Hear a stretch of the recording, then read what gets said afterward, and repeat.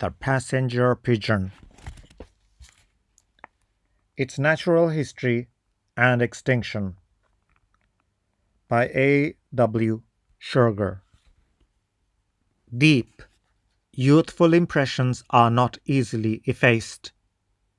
One day, while I was riding along the old Kilbourne Road in northern Ohio with my uncle, we came to a segment of the highway then bordered by fields. He told me that the area was once covered with a large beech forest. In spring, when there were beechnuts on the ground, huge flocks of wild pigeons would appear. Their numbers were so great that the earth was shadowed and dung struck the dry leaves like hail. Men stood in the rift in the forest and fired at the passing birds until the road was dotted with their blue bodies, and more were killed than could be carried. He ended by saying, "We will never see the like again." The extinction of a species once so numerous seemed incredible.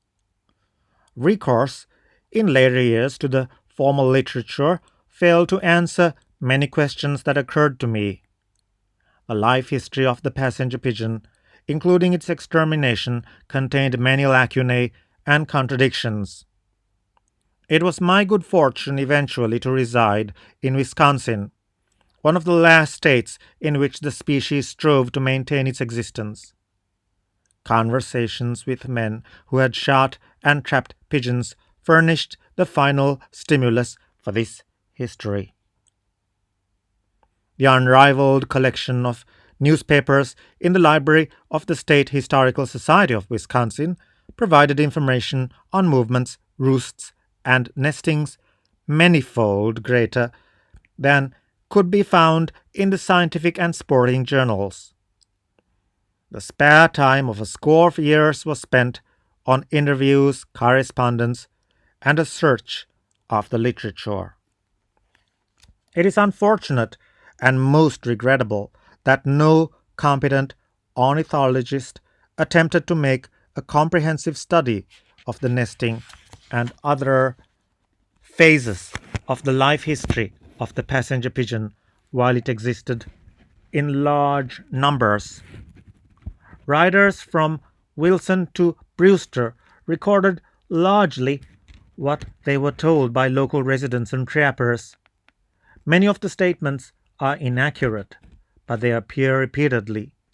It is understandable that a unique bird like the passenger pigeon would produce a vast literature. In the preparation of this book, I compiled a bibliography of approximately 2,200 titles, which has now been deposited in the library of the University of Wisconsin.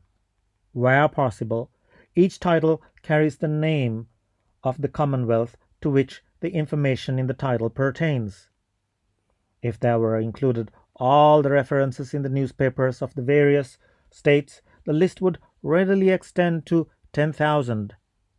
It is not an easy task to reconstruct the life history of an extinct species in the face of a large and contradictory literature, since much is beyond absolute proof. The reader may not agree with some of the conclusions, but these have been reached after much sifting and reasoning. Viewed from all angles, the passenger pigeon was the most impressive species of bird that man has known. Elegant in form and color, graceful and swift of flight, it moved about and nested in such enormous numbers as to confound the senses. Equally dramatic was its disappearance from the earth due to the thoughtlessness and insatiable greed of man. In 1909, at least a decade too late, a concerted effort was made to determine if the passenger pigeon was among the living, and to save it from extinction. The pigeon was gone, but its passing was a sober lesson to mankind. It brought to sharp attention the fact that a species can become a non-renewable resource. The wanton slaughter and extinction of this bird did more than all the laws put together to focus the attention of the American people on the necessity of protecting what we have before it is too late. One of the aims of this book is to give the record of a great transgression in the hope that future generations will avoid a similar one. For access to the rare literature, examination of specimens, or other favors, I wish to express my indebtedness to Dean Amadan, E.R. Blake, W.J. Breckenridge, Herbert Friedman, James C. Greenway, Jr., the late James L. Peters, L. L. Snyder, Mrs. L. M. Terrill, Jocelyn Van Tyne, Alexander Wetmore, John T. Zimmer, Monica de la Salle, and A. L. Rand. I am under special obligation to J. J. Hickey and R. A. McCabe for the reading of the manuscript. AWS. Madison, Wisconsin, August the 1st, 1952.